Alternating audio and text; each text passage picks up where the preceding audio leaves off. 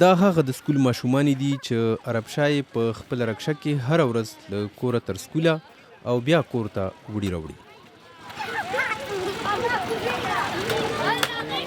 اول زما 15 خويندې وي، هغه هم د دې وجې تعلیم نه محرومه وي. نو ما بی پورې تعلیم وکړو، بیا مې بی کې سبق پرېښو، بیا مې رشقه چلول زده کړه ده او اوس په خپل رشقه کې داسې شروع کړی دی چې زموږ د خپل کلي د خپل علاقې یو ماشوم مانه بې تعلیمه پاتې نه شي. عرب شاه په خپله تر 14 جماعت سبق ویلې، خو د نوکرۍ نه موندو له وجې یې رکشه چلول پیل کړل. دی د کرایې وس نه لرونکي ماشومان یې سکول ته وړي راوړي. عرب شاه له تیرو 6 کالو راهیسې دا کار کوي.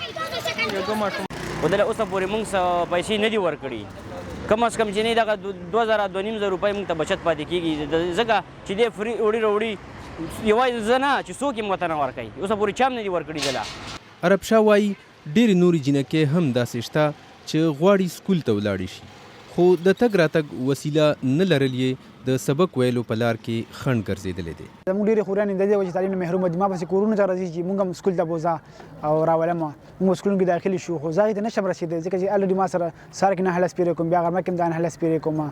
نو که چېرته چا خلکو ته ونه کړی شو نو زه یقین سره یم چې زه به هغه جینکۍ هم کورونه روباسم، سکول کې به داخلې کړم.